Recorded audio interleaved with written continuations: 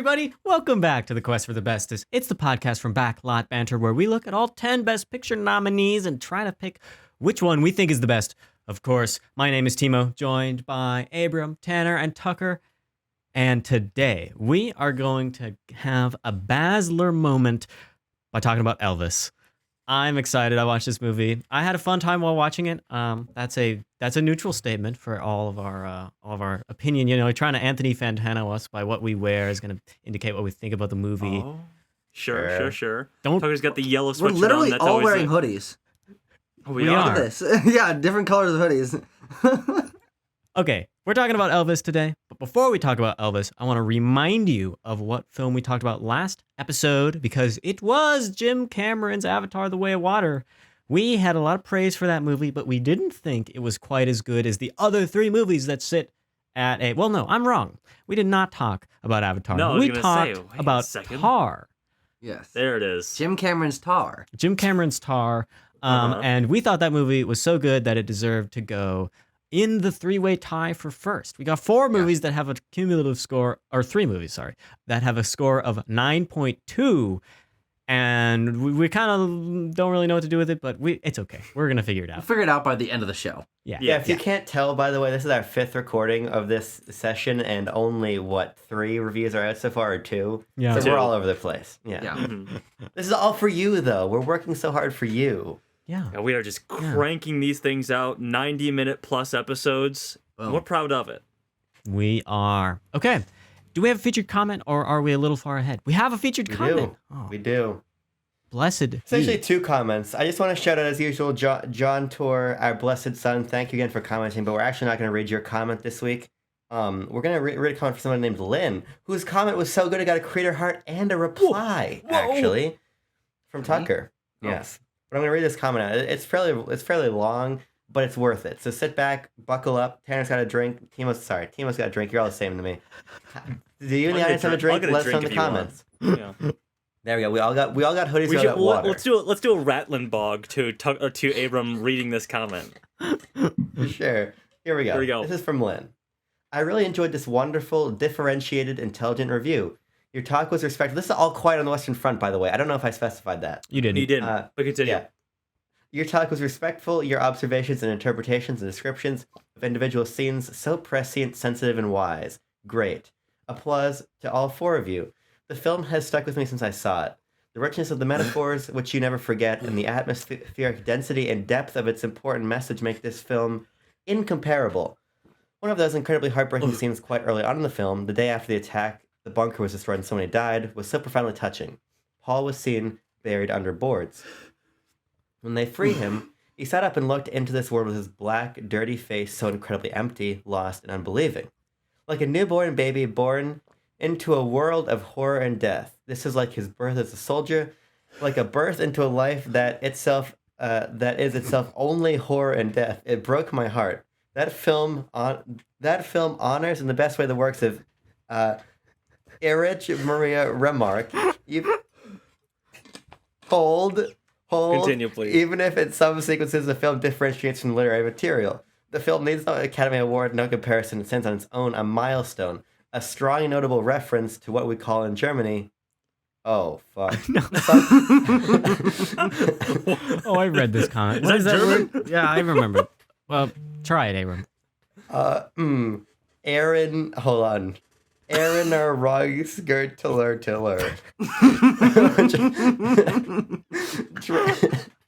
Which translates roughly to culture of remembrance. Lynn, Listen. thank you. We're not laughing at you. No. We're laughing We're at laughing at you. Tanner. We're laughing around you. Yeah. How about? We're laughing at each decided- other. for the comment. I decided to do a Rattling Bog to your comment, which was neither A, appropriate, nor B, logistically possible, because it was a very long, very insightful comment, and thank you for leaving it. I implore you. our audience to leave comments of similar length or shorter length, just little blurbs, whatever you want to do, but just comment on the videos. We love reading them. We do. Yes, welcome to the family. You've been made fun of. You're one of us Yeah. now, right? That's how Quest works. We make a joke at your expense, and then you love us forever. You're in. You're in and you're in for good. There's no way getting out. It's like all the mob. hazing. Okay, Guys, some might let's- some might say that this intro has been as chaotic as Baz Luhrmann's Elvis. I was gonna make God, some you sort of could similar say that, comment, couldn't you, yeah. Abram? what do you guys could. think about Baz Luhrmann's Elvis? Have we all seen this before, right? This is I one had- that we've all seen? I had not. I had seen it for the Oh, first okay. time. Okay. Well, then why don't you start Timo, with your thoughts? You tell us, Timo. You always end it out. Okay. My thoughts are that I had a good time while watching Elvis, and I think that the film is very it has the Baz Luhrmann style. It has all the hallmarks and the reckonings, and I could get into that. I was into it once the film began, and at one point I remarked to myself, I was watching the film, Timo, you don't know where you are in this movie. I have no idea. And I was like, I don't check while I watch the movie. I try not to do that. I feel like it ruins the immersion. And I was like, oh my God, I feel like a bajillion things have happened in this film. And yet I am following pretty well. And it's happening at such a pace that I can't look at my phone. I can't, quickly go to the kitchen and grab some snacks. Nothing. I got to sit there with my eyes looking at the screen in order to just feel what's going on. And I enjoyed what I saw. I don't think I enjoyed it as much as some of the other films that we've talked about, but I think that this film is, in perfect Baz Luhrmann, unsubtle ways, prescient and about today's climate, and asks us to find a new Elvis. He wants a new Elvis to unite and heal America. Sure, not that old Elvis that everyone wants in the Not movie. your grandpappy's Elvis. The one I knew Elvis. Yeah, this was one of the first movies that I felt could be in the Oscars conversation when we saw it. We're like, oh wow, Austin Butler going to be one of the lead performances. There was a moment there, God forsake, that Tom Hanks could have been in the supporting actor conversation. that did not happen. Production design, cinematography, editing, these were all on such a high level of quality that I'm like, okay, even though this is what? It was like a May movie, April, June, July. It was, it was earlier in the year. June It 23rd. was summertime. I gave a It was large summertime. window, so Yeah. I was correct regardless. You were don't talk about it. You're right. Yeah. You nailed it. I loved this movie when I saw it the first time, and I really like it this second time around. I think that seeing it in the theater and not knowing what was coming next made it such an absorbing cinematic experience, and especially for my first Baz Luhrmann film on the big screen. It was completely immersive and completely unlike anything I had seen before. And I think on a rewatch, I noticed a few more flaws in it. I questioned a little bit how much character depth or thematic depth there is to go into, but there is nothing like this movie in terms of what Baz Luhrmann is doing with editing, with cinematography, with meshing the two, with working in sound design and cutting between time periods and space periods. Everything just flows together in this cinematic mess. But I think it's strong because of that. And it's still one of my favorite movies of the year, but my thoughts on it certainly lowered a little bit when I watched it a second time. I'll go next because I'm sort of the opposite, because seeing this in a theater, I was perplexed, I will say. Sure, I gave that's this fair. 3 out of 5 stars the first time I saw it, and my review on Letterboxd was something to the effect of, I respect the hell out of Baz Luhrmann, but I just wasn't on board with this. But I respect him enough that I would give it another try. And lo and behold, I did for the rewatch on here on Quest. And I quite enjoyed Elvis on this time around. And as Tucker said, alluded to there, I don't think it's the thematically deepest or best character piece or anything like that of this year's Oscar nominees. I do think it might be the most audacious of this year's nominees, just because we were sold a music biopic. Boy howdy, there's plenty of those to pick from. But Baz Luhrmann just went ahead and said, what if I just make a totally balls to the walls auteurist vision of Elvis Presley? And that's what I think Elvis is. Yes. I think it is not so much trying to tell us something about Elvis that we've never seen or read or heard before, but it is more trying to adapt to the modern 2022 or 2023 audience who Elvis was and why he was such a cultural phenomenon, and trying to sell that idea and that the aesthetic that Elvis brought to American culture. Mm-hmm. Yeah, so I saw this film in the theaters and I liked it a lot, and it's interesting because I am not either a fan of Baz Luhrmann or that familiar with his work. the only one of his films I'd seen previously was not Romeo and Juliet, which I've seen part of. The only one I'd seen in full was Great Gatsby, Yes. which I didn't like, and so I didn't really have much interest to go watch like Moulin Rouge or the entirety of Romeo and Juliet because I'm an American boy who went to school, so I saw a clip of it in high school, and that was about it, right? Yeah. But I wasn't that compelled, but I was compelled to go see Elvis by merit of its scale, but also just by intrigue of the idea of the mythos of Elvis. Yeah. Because I don't really have any great connection to Elvis, but I think he is such a mythological pop culture figure that I was excited to see how his narrative was handled. And I was mostly taken by the spectacle of the film, right? We talk about how Bohemian Rhapsody should have won most editing. Mm-hmm. I think that this has the most editing, right? Yeah. But it's more intentional, of course, and it's stylistic, and the mode of storytelling in Elvis on a visual level is so kaleidoscopic, if I may, that I sort of was transfixed by that initially. But rewatching the film, I found it to be sadder and more complicated than I did on that first watch, because I found myself thinking a little bit more about the frame of the narrative, about the role of Colonel Tom Parker, and thinking about the ways in which we spend time with certain moments of Elvis's career and don't spend time with others, and the ways that the narrative ends and progresses towards its ending. I find this to actually be, while not a particularly deep film, like Baz Luhrmann's use of needle drops that tell you what is happening in the scene, to be an unsubtle but effective, like, punch of sort of feeling. And that feeling I find to be quite contemplative and disquieting. So I actually think that Elvis, upon a rewatch, is both a film that sags more than I remembered, but a film that is more interesting, actually, and better than I thought initially, when I could look below the veneer of Luhrmann-isms. So I was quite impressed by it, I have to say. Mm-hmm. I can kick off our thoughts here with the nominations if we'd like. Let's do it, do because that. then I want to dive into the Luhrmannisms, as Abram so eloquently put it. I think that's a good spot to start. But Tanner, let us have them. This film was nominated for Best Picture. If you don't know, that's why we're talking about it here today. But it was also nominated for Achievement in Makeup and Hairstyling, and to that end, Austin Butler was nominated for Best Lead Actor. Also nominated in Best Sound, Cinematography, Costume Design, Film Editing, and Production Design. 8 nominations for Elvis. Yeah. Most of that below the line stuff is just like Yes. text everywhere for Elvis. As it deserves. Yeah. Yeah. And those are the Luhrmannisms. Those are the Luhrmannisms. Yeah. I think where I start to come at this film is definitely from a place of remembering my times having seen both Romeo and Juliet and The Great Gatsby before, the 2 Luhrmann films that I watched. And so I'm expecting this, the crazy editing, all the montage, the superimpositions. And this time I felt like a lot of them my thesis about this film and about Baz Luhrmann is that he knows how to do storytelling condensed. And so his plot points that would take up 20 minutes in a regular movie take up a minute or 30 seconds or less, because we get boom, boom, boom, shot, shot, shot. And he is using, dare I say, Eisensteinian montage connections between all these superimposed frames. And sometimes we get split screens. Sometimes we get like a fuzzy little dude with a face up in a corner.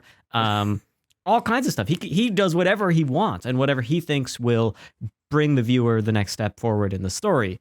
And I applaud that. And it's a way that's pretty different than most filmmakers today. Yeah. Do you guys think it's distracting at all? Or do you find that you just are able to glide in and watch it? So I have to say I do find it distracting in a particular respect. But I think it's a respect that makes Elvis in particular actually a more interesting narrative. I remember watching Great Gatsby. There's a moment in Great Gatsby where there's a Watch the Throne needle drop, which is the Jay-Z and Kanye West album. And I remember being just so taken out of the experience in that respect.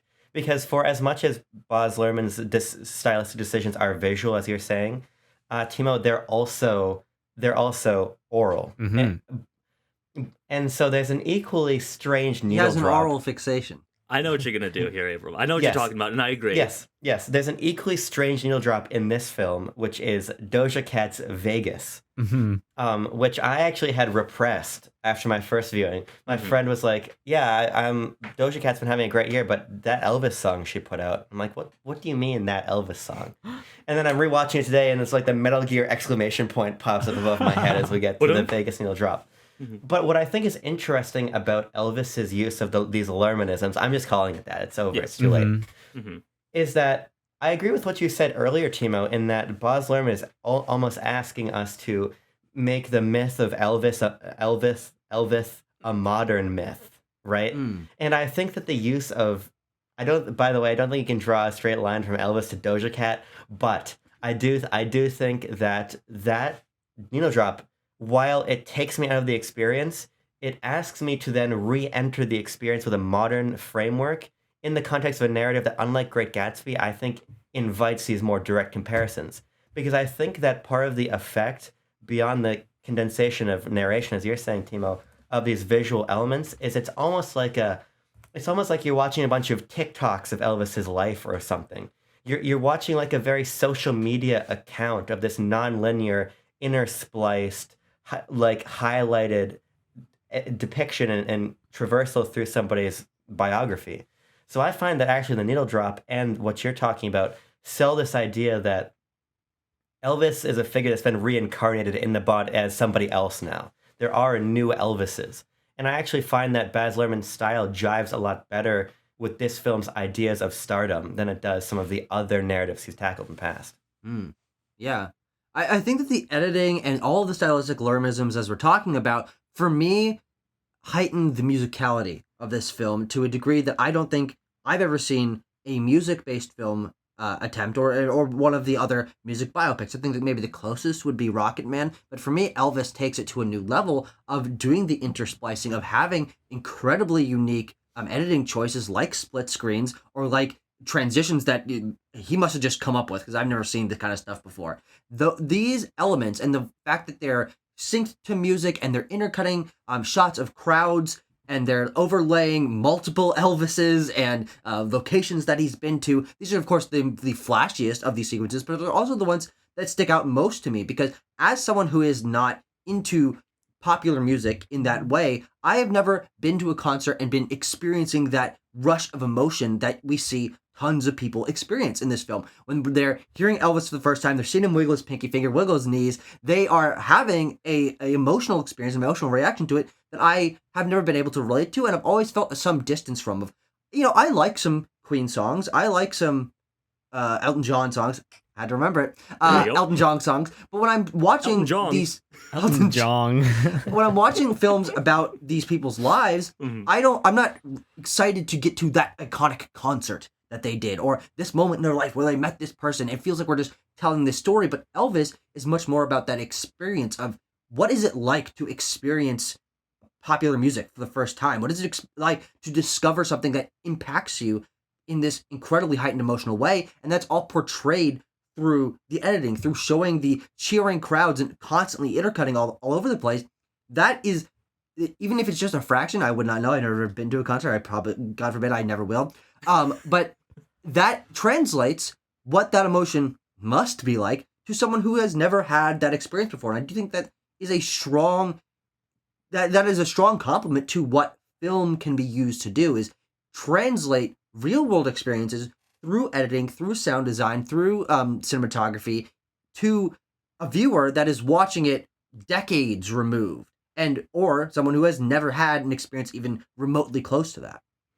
Tucker, I'm glad you brought that up, because yes, I think this film is absolutely concerned with sort of translating the effect of the 1950s and 1960s, seeing Elvis on stage, to a modern audience. Yeah. And you said it's meant to elicit the emotions of being there. And Tucker, I'm here to put a specific emotion to that thing that you just said. And Horny? that emotion is horny. Ah, there we Yes. go. This movie, it just displays so well how horny people were for Elvis. And I love it, dude.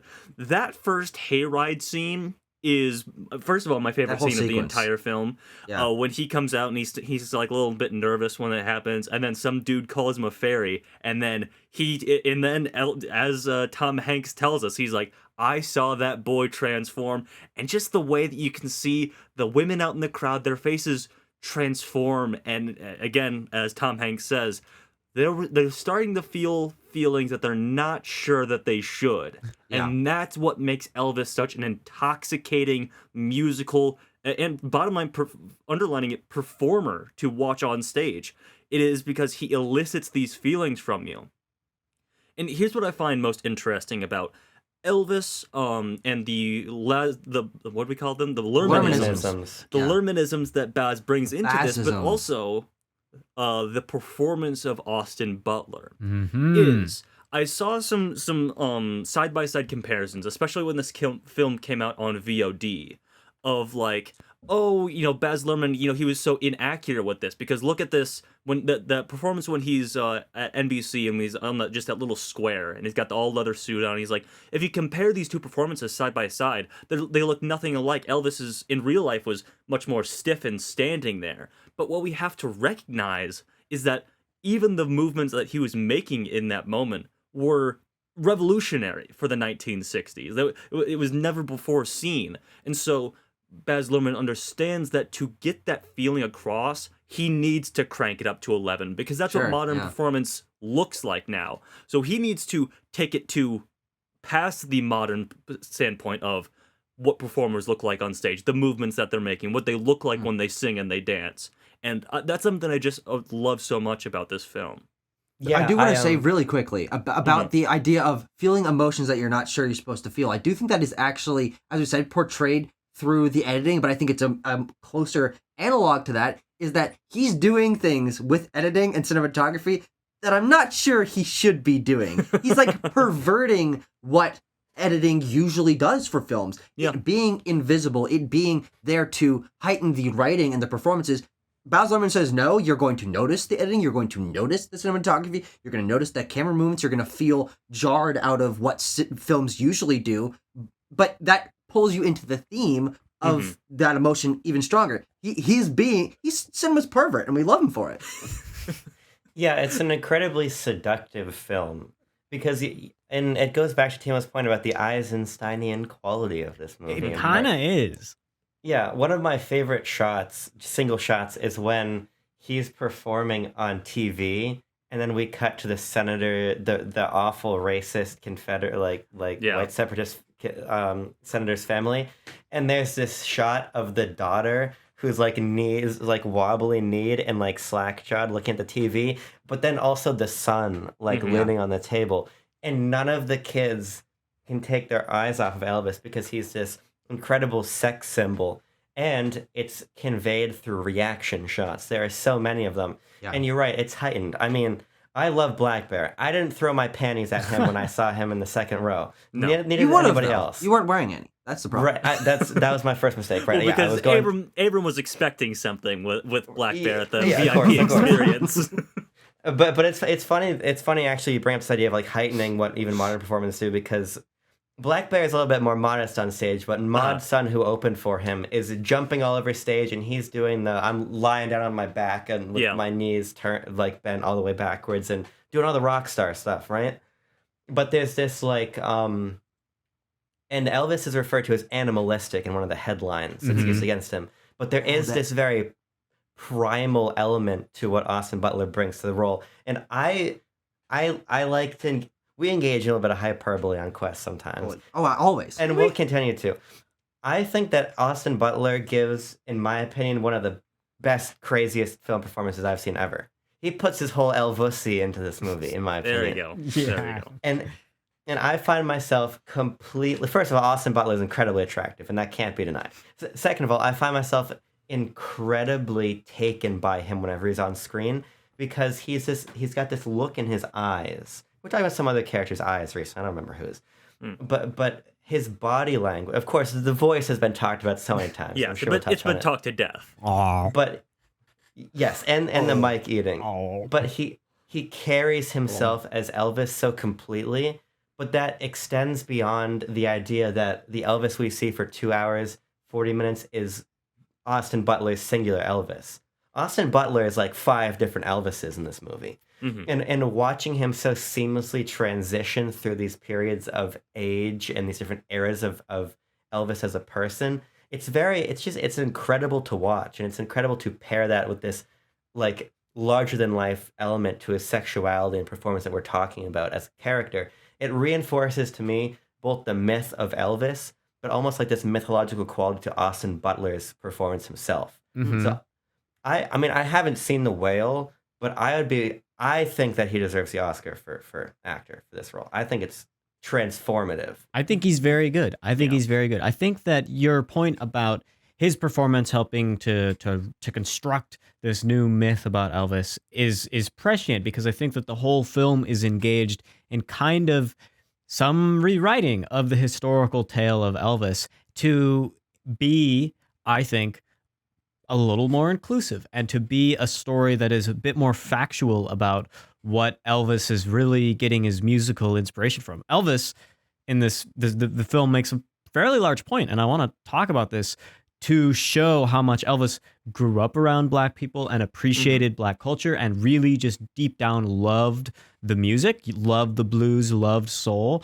And then the film definitely, I think, positions him as like the white pill for the black groove, basically. Like the film through Colonel Sanders and then through Elvis's own performance, like, what is it? It's not Sanders? It is, isn't Parker. it? Parker. He Parker. makes a joke about calling him I know. Colonel Called Sanders. it- yeah.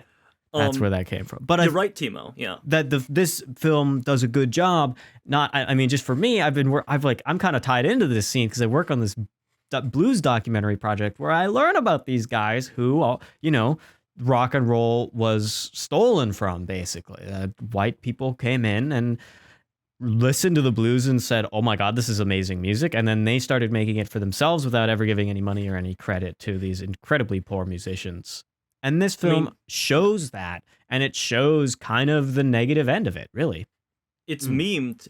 It's been memed aplenty on Twitter now, but there's a reason Bez puts such emphasis on the he's white What? moment from Colonel Parker, Yeah. because Colonel Parker recognizes that this guy's garnering all this attention on the radio, and because of segregation laws, is allowed to put this guy on stage across the country. And that's why Colonel Parker's like, I can exploit this to God knows how much money. Yeah, I It's don't even interest- think God knows, to be 100% honest. There was Probably not. He had literally on the napkin, I will give you unlimited money. I will give you infinite money generator if you put Elvis on stage. It's interesting because in a film that is so unsubtle, I think the one thing that Baz is a little understated about, but is nonetheless very present throughout the film, is this idea that maybe there is sort of like this culturally nefarious element to Elvis's rise. Mhm. And Sure. I think about it particularly. There's a moment after he's had. It's right. I'll put it. The best way to frame it is it's right before he gives the charity concert where he turns away from the quote unquote new Elvis persona, and Mhm. he's going to listen at at Club Handy with Yes. BB King, and listen to this incredible performer who is moving like Elvis. Even Little and- Richard. and- yes, thank you. I forgot it. I forgot their name, but BB King makes an aside to Elvis, like, because Elvis says, "I would love to record that song," and BB King says to him, "And you'll make more money doing that than this person's ever going to see in their entire life." And even when we get to Vegas and Elvis is doing his big show, and we're returning back to the incredible black performers that this song comes from. The film walks, and maybe it's only a point of subtlety, this interesting line between allowing Elvis to be this vehicle and voice for this music that wasn't allowed to be played, and also like this like cultural connection. Baz Luhrmann exposes it, but I think he also in part critiques it through these asides that BB King makes, and through this stylistic disparity between Elvis on stage for $1 million a year playing this man's music to this white Vegas crowd when it came from this black culture. So I think, to your point, Timo, I like how the film situates the racial and social politics of Elvis and his body of work. I think it's a very important component of the film. Mm-hmm. Yeah, it's what sets the groundwork for this being a film that does have thematic resonance. And I think that's where, again, when I watched this movie the second time, I didn't quite know how I felt about the thematics, about the inclusion, the framing of Colonel Tom Parker. But I do think that is where this movie's thematics really come to fruition, and why, even though it's probably the element of the film that's been critiqued the most, the framing of Colonel Tom Parker, having Tom Hanks really transform himself and do a goofy voice for playing this character, of course the makeup, all of that, I think that is what makes this movie, alongside Austin Butler's performance and Baz Luhrmann's direction, as interesting and as unique of a musical biopic as it is. It's ostensibly the King Richard of musical biopics, is that we're going to frame the narrative through the eyes of a secondary character to the famous person that you know. And I think centering it in part or in whole, depending on how you read certain sequences, through the eyes of Colonel Tom Parker, but very clearly critiquing him. He even says, like, some see me as the villain of this story, allows there to be this consistent undercurrent of watching the interactions between Tom Parker and Elvis, of exploitation, and of this is being done for money. There's this nefarious guy in the background that he's making these choices that is causing Elvis's rise to popularity and fame, but still this controlling, puppeteering hand behind him, stopping Elvis from doing what he really wants. And it's that push and pull between them, and the exploitation of musical figures, or of talented figures, and the powerful monetary people behind them, that makes this film so distinct from other music biopics, and gives me more to think about of, okay, are the most famous people, do they have this force behind them? Is that a positive thing? Because even though it causes Elvis to spiral downward and not be able to do what he wants and drink himself to death ostensibly, this did bring this kid a huge chance, and it brought this music to the masses and changed the world, presumably for the better, because he's giving this song that's about the changing tides in America at the time. There's such a complexity of exploitation, the effects of exploitation, and the negative and positive aspects that come from that, all through incredibly popular music. Yeah. There's a lot to talk about, but I do think was. that's the themes of Elvis. I don't know, Tucker. I'm just gonna grab onto exactly just what you said there at the back end of that. That's the incredibly popular music, and I want to talk about the music, the sound design, the all of it. We're not shoving it at the very end this time. Let's I'm talk gonna let about it Timo now. have his day, but You can return to the themes later. I see you wanting to hop Oh, in. okay, my bad. Sorry. But I do want to talk about this just because I was looking through my notes here. I'm like, I noted like just so many performers, because I watched this with the subtitles on, so I was able to catch like, oh, there's a performer, a big name performer doing a song on this, or they sampled this, or they're doing a needle drop right now. Some of the ones I wrote down are obviously there's Doja Cat doing Vegas when we go into Beale Street. But there's also the second Beale Street sequence. Denzel Curry has a needle drop. I think it's interesting again that we get those black artists having their modern songs do a needle drops when we're going to Beale Street. I think that's interesting.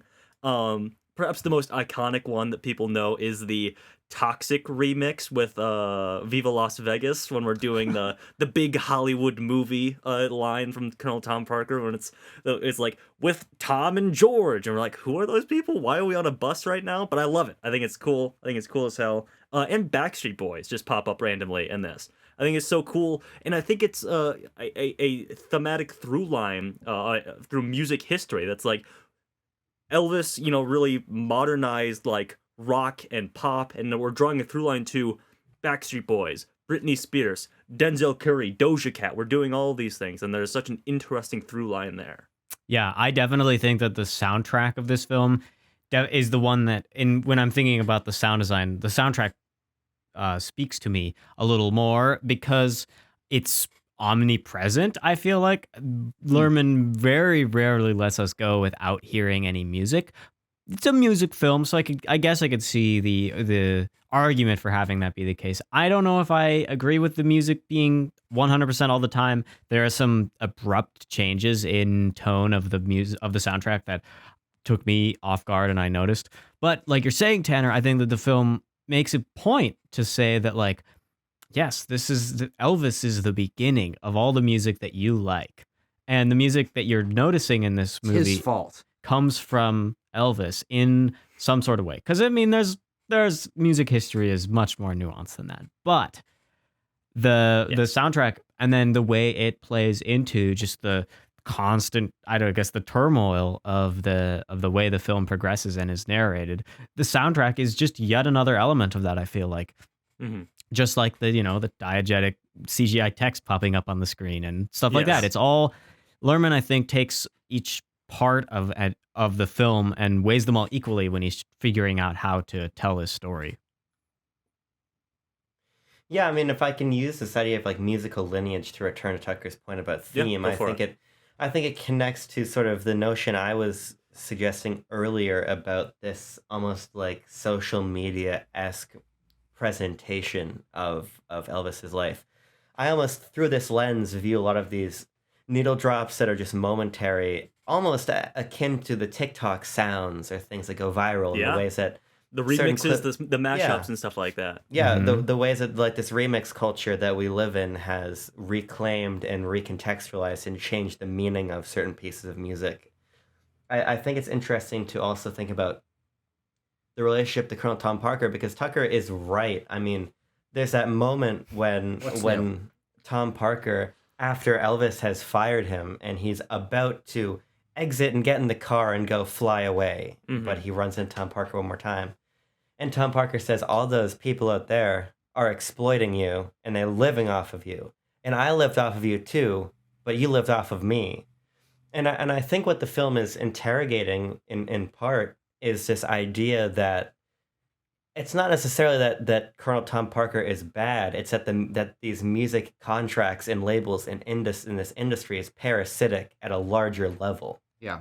And I think that's part of what makes the film feel perennial to me because there's no shortage of stories in modernity about artists whose masters have been seized. Or someone as big as Taylor Mhm. Swift, who is, Mhm. you might argue, not on Elvis's level of significance, but about as large of a musical icon as we have in the contemporary era, got her masters back only fairly recently and is re-recording Elvis and probably would have crashed Ticketmaster too. Let's Yes, be fair. yes. Exactly. and she's gotten her music back and she's reclaiming it now because she worked within this system that was taking from her. And I think it's prescient that the film touches on this element and in part does so by making Colonel Tom Parker a disinteresting character. I don't find him sympathetic, even though the film is told from his perspective and he's trying to construct this narrative of Elvis as his creation Yeah. and Tom Parker as this man who knows best. The audience sees through that, but we also don't really spend enough time with Tom Parker to care about him. Yeah. And to me, in part, on this rewatch, it felt like it's sort of harmonious with this idea that we don't care about the people and we don't know about the people that oppress Taylor Swift or any other number of artists. Little Uzi Vert, doesn't matter the genre. Everybody has been fucked by the labels. This has been a perennial theme, Mhm. right? But we don't know about those people because they don't matter. But they impede the narratives of these artists nonetheless. And it makes me wonder if just from an audience movie-going perspective, if it's interesting to see Elvis's story as mediated by the forces that mediate the stories of all musical artists working right now. Mm. But I think that there is a salience in doing so. I just wonder if really at the end of the day, the driving towards that theme is worth structuring time around Tom Parker at all. Because I find it effective in part, but I think the film also really dips when Elvis returns, really when he goes to war, and then when he's really until he ends up in Vegas. Yeah. And a lot of that is A, stylistically less complex, but B, centralizes more this tension between Tom Parker and these new agents and Elvis. And I just don't think that when the narrative directly confronts those things, that it's nearly as strong as when we're just kind of flowing. Yeah. Abram, you said something about this movie being perennial in its thematic messaging, and that really reminded me of something that struck me while I was watching this film, and that is the Rustwood Park performance, which I said the hayride was my favorite scene. I could go back and forth between that and the Rustwood Park performance, which is the one after he does the tux thing, and he's playing on this baseball field, and 3 miles away they're doing the segregationist rally. Yeah. I love that scene as well because I think it gets to the core of Elvis's character and what Baz Luhrmann is trying to say about Elvis as a person in his time, and that is that he was pushing the cultural envelope, of course. But that wasn't like the what was foremost in his mind. Elvis just loved his fans. He loved the crowd. He wanted to perform for them. He wanted them to feel entertained, I guess, if I can harken back to Gladiator there for a second. But no, he just wanted to. You are entertained. Yes, he just wanted to put on a good, fantastic show for them, the greatest show on earth. And the cultural reaction to that around him is something that's at the edges of this film. And that Rustwood Park performance, when we get the cop saying, "So long as you don't wiggle your little finger," and then he gets out there and he does his little shining thing, and then he sings. I don't know which Elvis song it is, but there's a point in it where he's just like on the ground, sweating, screaming. We are right in on his face. There's sweat dripping, and he's like looking out at the audience wide-eyed, and he's screaming, "I'm evil." He's just like, that's part of the lyrics of the song. I don't know which song it is, and then we are obviously cutting back to the reactions of people, particularly the senator giving the segregationist rally, talking about how this music is the new culture is corrupting our youth and things like that. And it struck me because we are less than a week out from the Grammys when with conservatives up in a tizzy about Sam Smith and their performance at the Grammys, wearing the devil horns and all these things, and having the whorehouse dancers, as Colonel Tom Parker might call them, out on the stage. And it's a perennial issue, as you were saying, Abram. This cultural envelope being pushed, and the more conservative-minded people in the culture saying this music is evil. It is corrupting our youth. We need to put a stop to this. We need to sue. We need to get violent. We need to do whatever we need to do to stop this.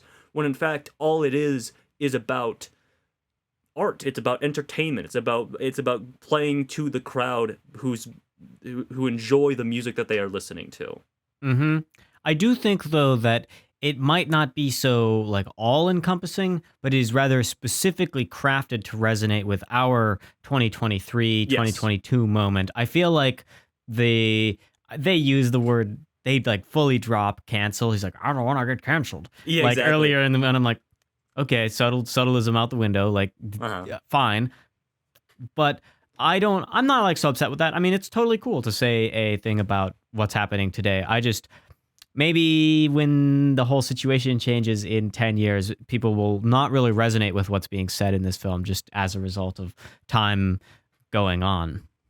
Sure. Yeah, it's interesting because I think, Tanner, in part, Elvis is also just sort of about culture, because the film ends with the presidential eulogy talking about his contributions not just to music but to popular culture. And the moment that was drawn in comparison for me is I saw Halsey, if the audience is familiar, perform, and she does this moment in one of her tracks wherein she stops and lies down on the ground, and her big like screen behind her is about pro-choice, women's rights things, and literally in the same ways that Elvis, because that charity performance is my favorite scene in the movie, just in the ways that film is cutting between that performance and the segregation conversation. Literally, as I was watching Halsey do that, the Supreme Court was repealing Roe v. Wade this summer.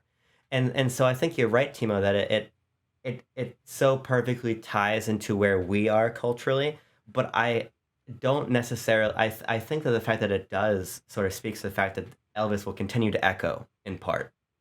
And because ultimately that sequence is so powerful to me, because it's this moment in eyes.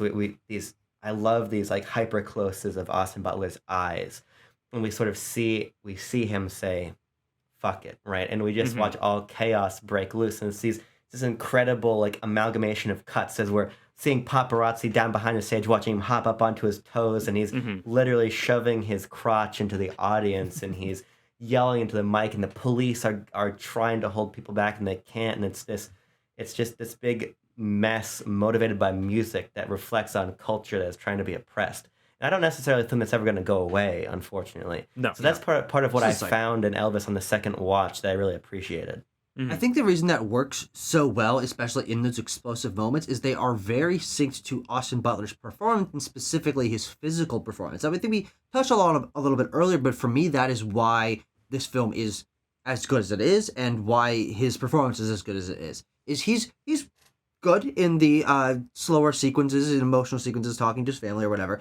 I think he's solid in those, but it doesn't blow me away. But it is when he's on stage and he is doing his physical performance of having sweat dripping everywhere, and we're getting really high frame rate slow mo of sweat dripping off of his hair, or screaming into the microphone, or his knees wobbling back and forth, that are accentuated by the editing, that are sometimes, or I think maybe this moment's only in the trailer, but there's this moment where his knees are going in and out, and the frame is like matched to his knees, and there's a different thing like shown between his legs, and of course then we're cutting to like specific body parts of his hands or his eyes or his legs, and how those movements are impacting people. They're also impacting us, as we were saying earlier, through the editing and through the music and the synergy of all of these filmic crafts. But they're all centered around his physicality, and they're cut to his movements in a way that makes him the center of all of this. Even when it is reaction shots to the crowd, it's like the reflections in their eyes, or like his shadow looming down on them or stuff like that. Like,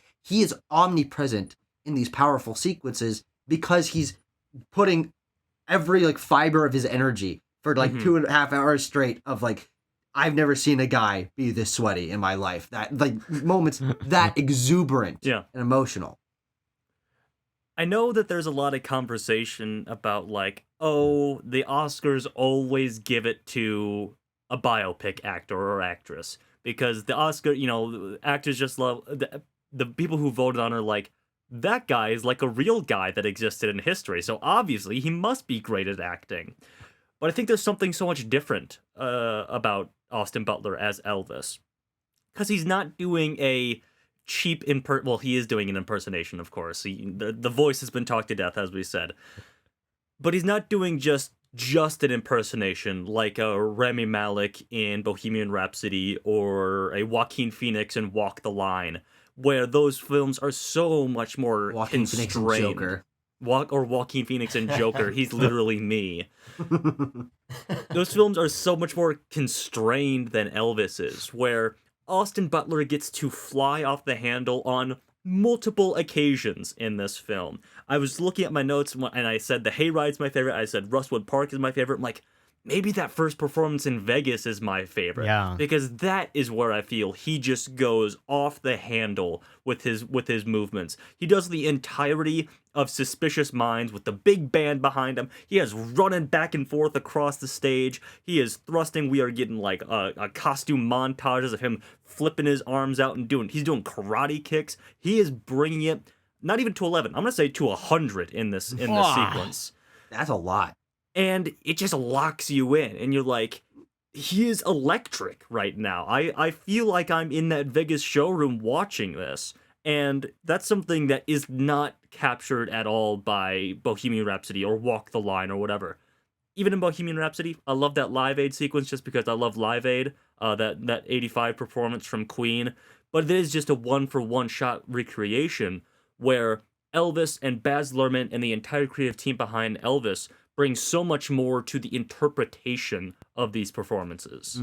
Yeah. And that's what makes it so distinct as a music biopic. Again, a genre that has been memed because it's been beaten to death, especially, Bohemian Rhapsody comes out and does incredibly well and wins Oscars, maybe some it shouldn't have. And then like everyone's like, I can do that for another person. Exactly. And almost none of them have been like even really that good, to be honest. I do feel like for as much praise that we give in the film, I do have to hammer in on the pacing issue a little bit more though, because Sure. I think that and I mentioned the sequence already, but when we're doing Elvis's war in Hollywood years, it feels like and then sort of like the beginning of his redemption. and we're introducing new characters, and we're putting him in new professions, and it's just this all new situation. It feels like the film doesn't know how to keep its own tempo anymore, and I think that the film does feel longer than 240. At sometimes I feel like I can watch 30 minutes in 5, but at sometimes I feel like I can watch 5 in 10.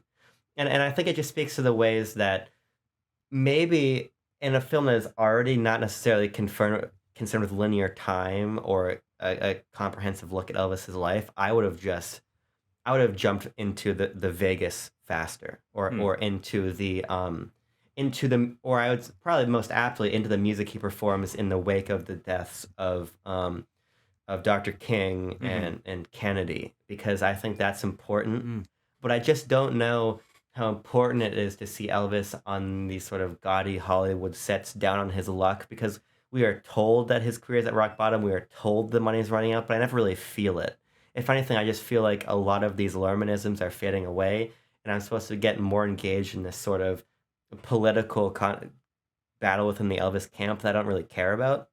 I just think that the distribution of screen time is not quite right. Even the part in Vegas, which is so compelling and where so much of things actually move forward on a character level, not on a time level, but a character level. We spent a lot of time there. Vegas is the last hour and a half of the film. Yeah. And I just don't know if that's as effective or as efficient as definitely that first act through the charity sequence. That first hour is amazing. I just gotta say, I think you're right in terms of balance, especially. I don't know if personally I really pinpoint specific sequences and go, this is too slow or not, but I do think that it's the difference in how quickly time is progressing that makes it feel like specifically really awkward. Is especially, as you're saying at the beginning, we're getting like his entire start of his career in like a 5-minute sequence, and we're like, whoa, hold on, slow down, Baz, pump the brakes. I want to see some of these things. We're like, no, screw you, we're moving forward. We're kicking into his career, and it's exploding, and that's the emotional experience of what it felt like of how crazy everything's going all at the same time. But then slowing down, how long was he in Hollywood? A year and a half, 2 years, and could not have been really that long. Spending a solid chunk of time on that, spending like 30 minutes on setting up that first Vegas sequence. Like, there are moments where the time scale and editing speed aren't the same as they were before. And I do think that the speed of that first part is where the movie feels the most at home in its own style. It's where we're getting the most Lermanisms in the editing and the cinematography. It's where everything is going 100 miles an hour. And it has to pump the brakes occasionally, but I do think that's unfortunately where it loses its identity. And like when we get a sequence in a house or hotel room that's like reverse shot conversation, I'm like, no, Baz Luhrmann, this is not what you're good at. Return to the stage, Elvis. And of course, that might be, it's probably intentional of you really feel like the movie's at its best when he's on stage, and that's when he feels like he's at his best, and he's a little bit more uncomfortable at home, and things are slower at home because then the cinematography is slower and editing. But I think that balance feels a little bit off. You see, my movie is intentionally bad in the parts where the artist is bad. Oh, what else is there to talk about? What else is there to talk about, fellas? I wanted to address something. Okay. It's the elephant in the room. The Colonel Sanders in the room. Elvis in the room. Yeah, the Elvis in the room. Elvis is in the room. Elvis has entered the building. Anyway, lots of people talked about when this movie released, or even when the trailer came out, was like, what is Tom Hanks doing? I can't believe it. What a low point for his career. When in fact, that low point was A Man Called Otto, but who's to say? That movie made a lot of money. That movie made a lot of money. This movie made more money. So, and I'm here to put this to rest. Tom Hanks is good in this movie. I'll say it. He understood the assignment, as the kids say. Bad assignment, though, I say. I don't like him in this movie. That's what Colonel Parker is supposed to be. As we've said it a couple times, this film is not subtle in any way, shape, or form. In 99% of the time, this film is not very subtle. And Tom Parker falls into that 99% of the time.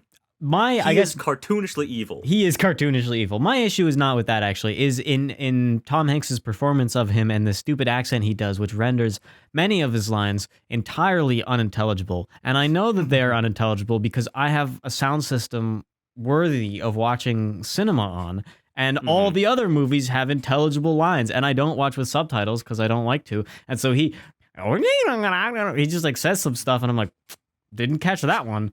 Like, Yeah. Want me again, Tom? like, can you say it in English? This, like, I do not like his accent. I think it is annoying, and I think it's hard to understand. And I think you're racist against Polish people. No, he's Dutch. He's Dutch. It's okay to be racist against Dutch people. Okay, I see. I think it's weird because, as I said before, the character is vague and hateable on purpose, and I do think that that's effective, but I also do not think that Tom Hanks sells the idea to me that people look at Colonel Tom Parker and think, yeah, this is a man that knows business and I want to partner with, you know? Sure. I don't think that he carries himself or delivers lines in a way that seems like anything more than just sort of weaselly. And obviously his whole character is just weaselly. But I do feel like the caricature on a performance level and the caricature on a writing level leads to a double caricature that feels unbelievable. Whoa. And so I'm with Timo. I definitely don't have like a strong hatred for him, but I think his whole like bug-eyed, weird accented, doddering, stupid affect just doesn't move the needle much for me. Yeah, think- Tucker? Yeah, I like him more than Timo and Abram, but I'm not quite on the level of Tanner. I think that I don't put the blame on Tom Hanks, and I think that the choices that he made were so distinct that I almost respect them, even if they don't work all the time. But I do think that for me, it is such an unchanging performance that makes it feel a little bit stale by the end. Tom Parker is the same Tom Parker visually, except for when he's like dying and like He's extremely old man or whatever. makeup, Yeah. He's the same visually, even though like 30 years of time pass. So I feel like he should like get significantly different visually, but you know that's beside the point. But and his performance and his and his accent and his way of speaking and the choices that he's making, he never feels like he changes much at all, and that by the end of the film means that it gets a little bit grating. I think that is a symptom of him being the cartoon bad guy in this movie, because he is. And cartoon bad guys are not particularly nuanced characters, and believe it or not, Colonel Tom Parker, not a particularly nuanced character, but I think there's space in this movie about exploitation, about the glamorization of insane people's, not insane, like insanely popular people's and famous people's lives, that we could get a little more nuance out of this person, but instead, his entire backstory is like shafted to a 1-minute sequence of that no one knows anything about him and that he's like a hack and a scam and like all these things. I feel like if we learned more about him, the performance would feel more genuine, and I think then wouldn't get as grating as it does by the end. But that it pretty much entirely shifts away from that, and he acts as the cartoon strip guy in the background the entire time. Well, yeah, and I don't necessarily feel as though that he doesn't change. He doesn't have a character arc by any means, but his attitude towards Elvis, which is basically what the whole film revolves around, is it changes over time, especially after the charity performance, the Rustwood Park performance. He asks the audience, "Why didn't he listen to me?" And then he's like, I have to punish him. I have to amp up my manipulation of this guy. And I think that also comes across in the scene after Elvis's mother passes away.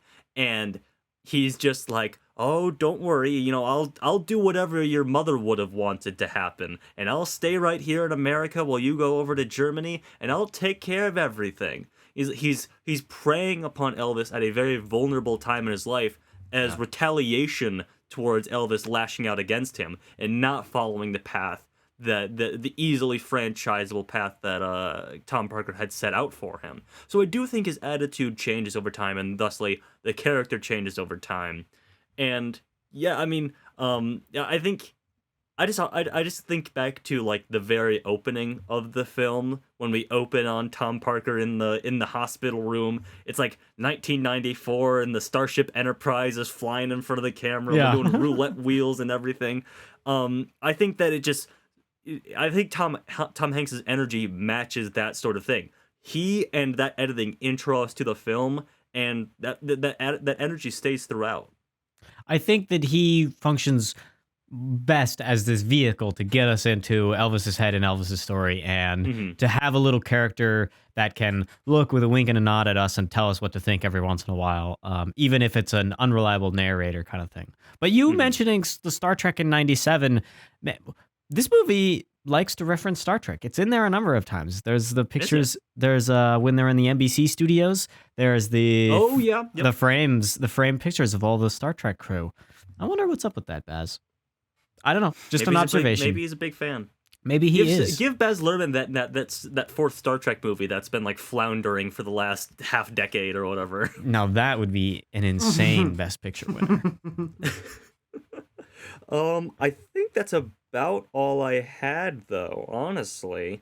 Timo, any highlights that you want to read out to us? Because Timo had a great experience watching this movie last night, as he said, but he also remarks to the people in the Discord, by the way, join the Discord if you haven't, that his notes are like published worthy because they're so interesting. Yeah, so one of this says, sweet ass comic book montage with, and then parentheses. Oh yeah. Wait, fuck, Dude, that's it's so kind of cool. about cancel culture. ...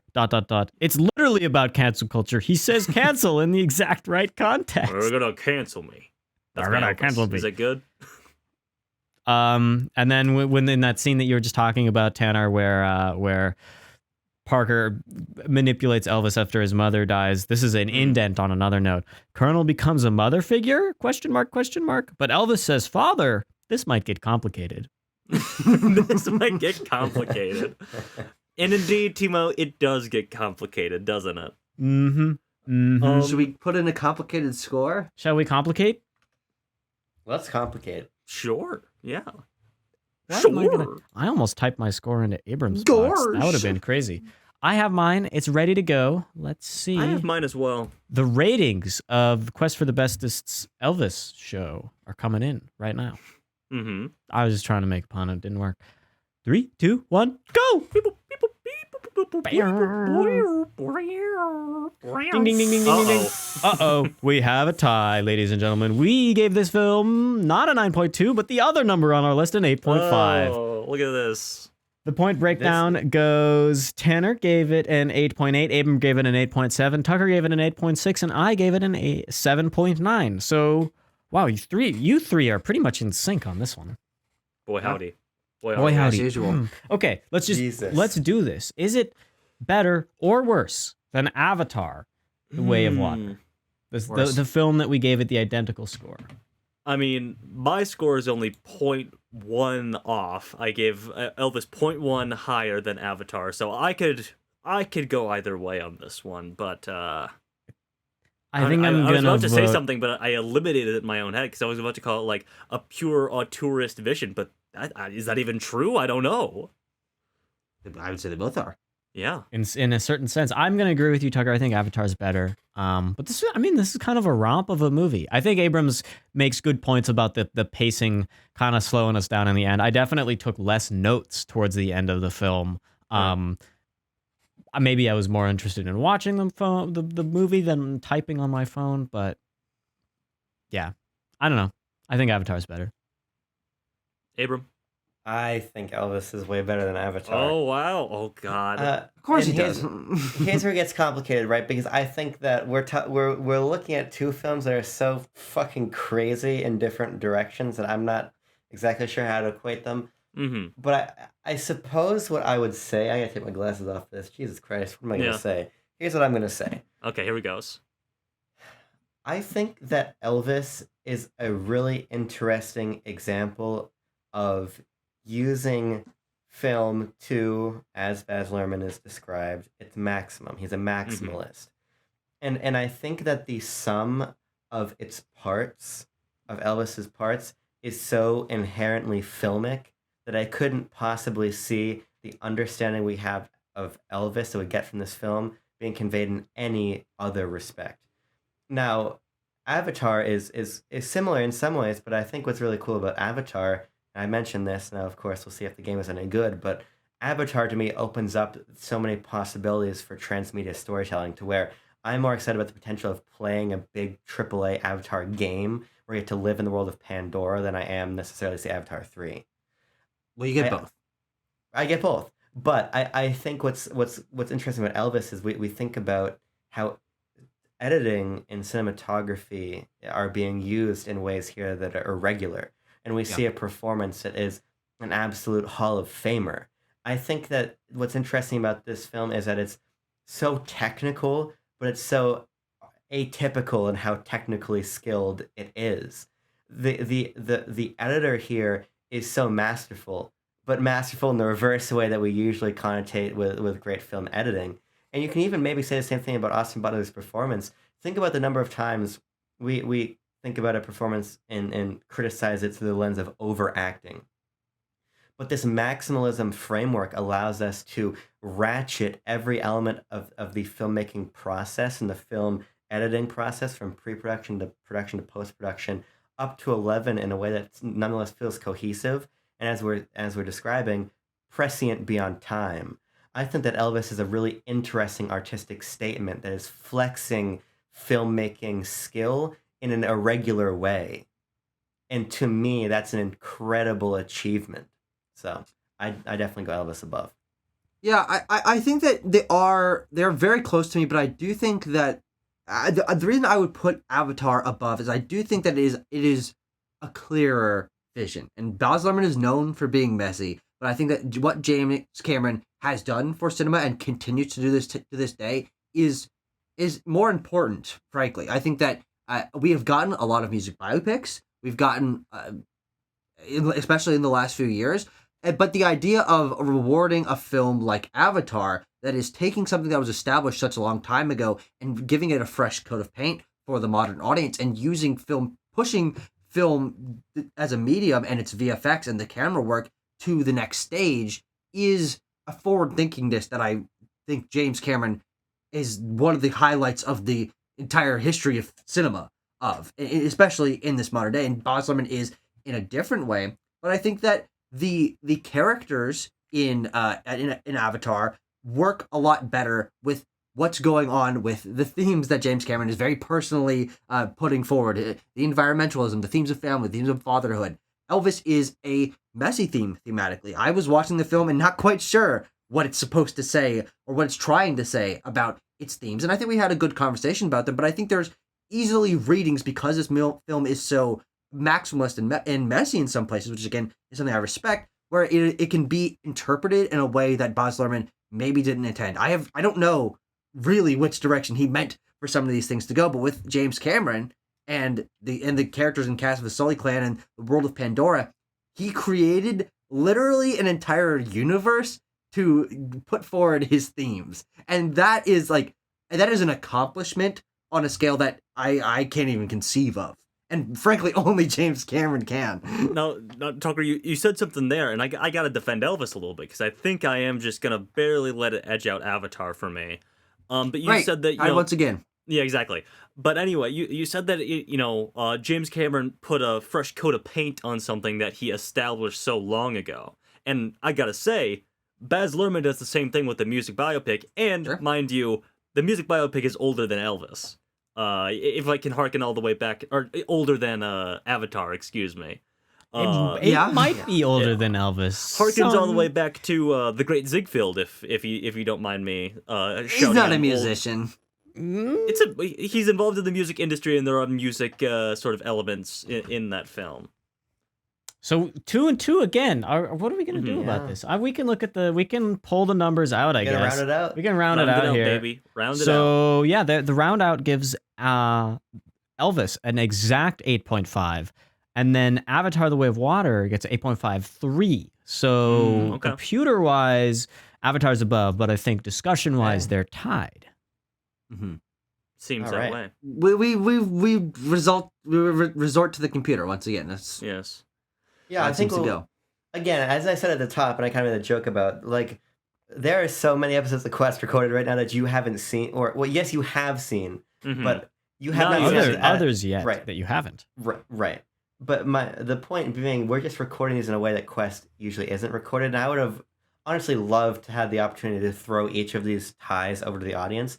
What I actually think might be fun, maybe because we always do the extra episode about the film that actually wins. It'd be fun maybe to give the audience an opportunity to maybe litigate some of these ties if they want. Sure. Oh, sure. Maybe yeah. even make an open call. What do you think about these ties? Does that list make sense when we complete it? Yeah. Because I think just unfortunately by merit of how many films we have to watch in the time until the Oscars, we can't give you the space to like participate as much as we'd like to. So It's coming. Don't worry about it. yeah. The computer is our sacred son for ties right now. Sorry, John Tor. Sorry to our other sons, I suppose. Yeah. Well, what are we gonna watch next time on the quest for the bestest? Next time we are watching The Banshees of Inisherin. Now, team, I maybe turn on those subtitles because this one has accents aplenty. I'm gonna do my Ones best. that are frankly more unintelligible. Yeah. I will be the judge of that. If they are too Yeah. unintelligible, I will let you know. Tucker and I have seen this one. Abram, Timo, have you seen The Banshees of Inisherin? No. I'm a big In Bruges fan. I just Okay. didn't get around to Banshees. Yep. So. Mhm. Well, it is, of course, the return of Colin Farrell and Brendan Gleeson again in this. Mr. McDonough back in the chair. Yeah, back at it again. Really enjoy this one. A very funny film. Not often do we get comedies, straight up comedies. I guess it's not a straight up No, comedy. it's not straight up comedy. It is a dark, dry British-Irish comedy. So Yeah. take that with a grain of salt. But folks, that is what we will be watching next time. Yeah. So until then, bid you all farewell. Great talk today about the old Mr. Presley.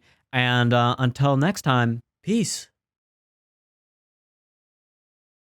Quest children, Abram and I, to run around and Muck about. yeah. Muck about. Fuck around. I think that's what we should plan to do during spring break. Muck about. Muck about. Sure. How much mucking about can we get up to? This will be another coughing episode, so I'll be having The coughing episode. The coughing episode. The transmissible episode. The transmissible episode, sure.